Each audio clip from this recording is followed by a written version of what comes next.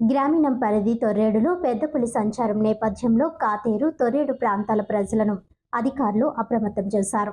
అటుగా రాకపోకలు సాగించవద్దని సూచించారు.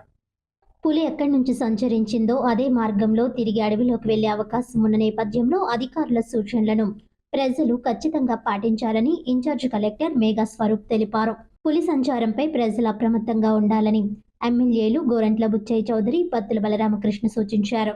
ఆదివారం వారు తొర్రె వచ్చారు. మృతి చెందిన పశువుల యజమానికి చెప్పారు. పిల్లలను బయటకు పంపొద్దని అన్నారు. అటవీ అధికారుల సూచనలను తప్పక పాటించాలని అన్నారు. ప్రాంతంలో బహిర్భూమికి వెళ్లేవారు ఈ ప్రాంతం వైపు వెళ్లొద్దని అన్నారు.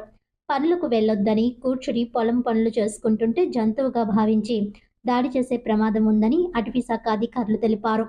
పశువులను పొలాల్లో కాకుండా ఇళ్ల వద్దే ఉంచుకోవాలని అన్నారు.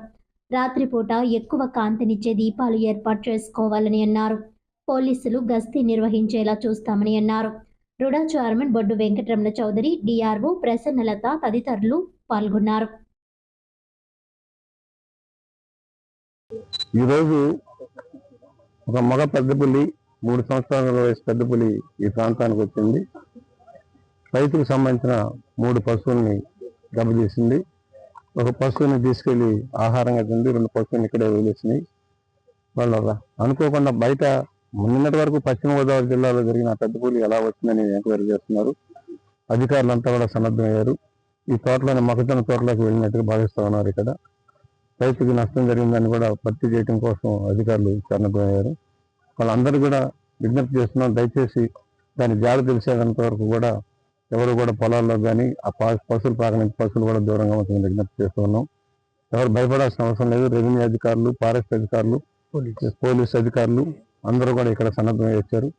వీళ్ళంత వరకు దాన్ని పట్టుకోవడం కోసం ప్రయత్నం జరుగుతుంది. లేక ఏ ప్రాంతానికైనా వెళ్తుందో ట్రాక్ చేయడం కోసం దానికి బోన్లు కూడా సిద్ధం చేశారు అధికారులంతా కూడా. ఒకటి, రైతుకు న్యాయం జరగాల్సిన అవసరం ఉంది. అందరికి మరోసారి విజ్ఞప్తి చేస్తున్నాం, అత్యుత్సాహంగా వెళ్ళి పొలాల్లోకి వెళ్ళొద్దు. చుట్టుపక్కల వాళ్ళంతా దాని జాడలు తెలిసేటంత వరకు, దాని మార్గం తెలిసేటంత వరకు కూడా వెళ్ళొద్దని విజ్ఞప్తి చేస్తున్నాం. అధికారులు కూడా త్వరగా దాన్ని పట్టుకోవటమో లేక అటవీ ప్రాంతానికి తరలి వెళ్ళేలాగా చేయడంలో వారి కృషి విజయవంతం కావాలని మనం కోరుకున్నాం. ఈ టైగర్ అనేది మన ఏలూరు జిల్లా జంగారెడ్డిగూడెం సబ్ డివిజన్లో కన్నాపురం రేంజ్ పరిసర ప్రాంతాల్లో తిరుగుతున్నాయి. అక్కడ కూడా దానికి ఇరిటేట్ చేయటం వల్ల అక్కడ కూడా 2-3 క్యాటిల్ని రోజు కిల్ చేశారు. సో ఆ ప్రాంతం నుంచి అటు గుట్టల మీద అటు వెళ్ళిపోతుంది అని అనుకున్నాము. కానీ అనుకోకుండా ఇది గోదావరిని నిన్న ఈవినింగ్ అది క్రాస్ చేసి ఇటు నిన్న కొండగూడలో నిన్న ఈవినింగ్ దాని మూమెంట్ కనిపించింది. వాళ్ళ మార్నింగ్ ఈ ఊరిలో కనిపించింది.